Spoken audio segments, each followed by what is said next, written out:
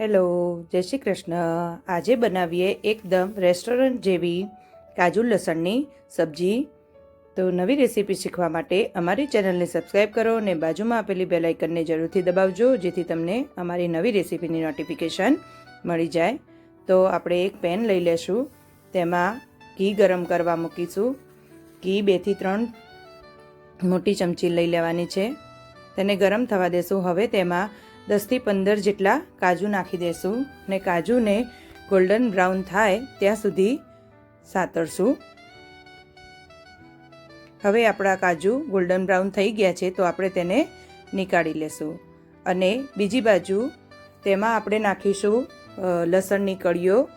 તો 20 થી 25 લસણની કળી લઈ લેશું. જો કાજુ ને લસણ તમને હજુ વધારે ભાવે તો તમે વધારે પણ લઈ શકો છો. તે પણ ગોલ્ડન બ્રાઉન થઈ ગયા છે. હવે તેને પણ આપણે નીકાળી લેશું. હવે જે ઘીમાં આપણે બંને સાંતળ્યું છે તે જ ઘી રાખવાનું છે અને તેમાં આપણે 1 ચમચી જીરું લઈ લેશું. થોડી એવી હિંગ નાખી દઈશું. હવે તેમાં ખડા મસાલા નાખીશું. તમાલપત્ર, 1 મરચું, લવિંગ અને મરી નાખી દેશું. હવે તેમાં આદુ અને લસણની પેસ્ટ નાખી દેશું. તેને પણ થોડીવાર સાંતળીશું. હવે તેમાં લીલા મરચાંની પેસ્ટ લેવાની છે. 2 થી 3 લીલા મરચાંની પેસ્ટ લઈ લેશું. તેને પણ થોડીવાર સાંતળીશું.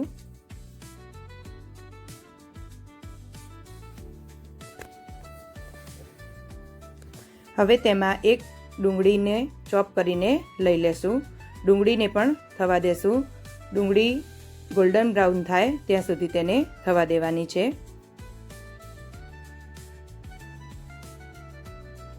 મીડિયમ તાપ પર જ બધું થવા દેશું. હવે 2 ટામેટાને તેમાં 2 થી 3 કાજુ નાખીને તેની ગ્રેવી બનાવી લેવાની છે. તો તે ટામેટાની ગ્રેવી લઈ લેશું. ગ્રેવીને પણ બરાબર સાંતળીશું. થોડી વાર પછી તેમાં મસાલા કરી લેશું. તો અડધી ચમચી હળદર, અડધી ચમચી મરચું અને 1 ચમચી ધાણા જીરું લઈ લેશું. સ્વાદ અનુસાર મીઠું નાખી દેશું. બધા જ મસાલાને બરાબર સાંતળીશું. તેમાંથી થોડું થોડું ઘી છૂટું પડે ત્યાં સુધી તેને સાંતળી લેશું. હવે થોડું એવું ઘી છૂટું પડવા લાગ્યું છે, તો તમે તેમાં ગરમ પાણી એડ કરીશું. આમાં ગરમ પાણી એડ કરતું જવાનું છે, હલાવતું જવાનું છે, જેથી તે નીચે ચોંટે નહીં.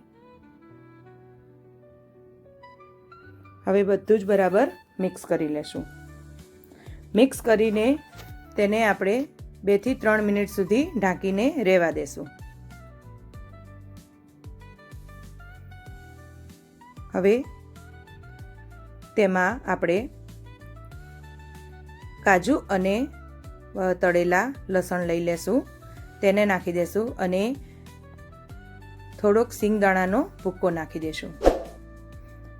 અડધી વાટકીથી થોડો સિંગદાણાનો ભૂક્કો નાખીશું. હવે તેના પર ક્રીમ નાખીશું.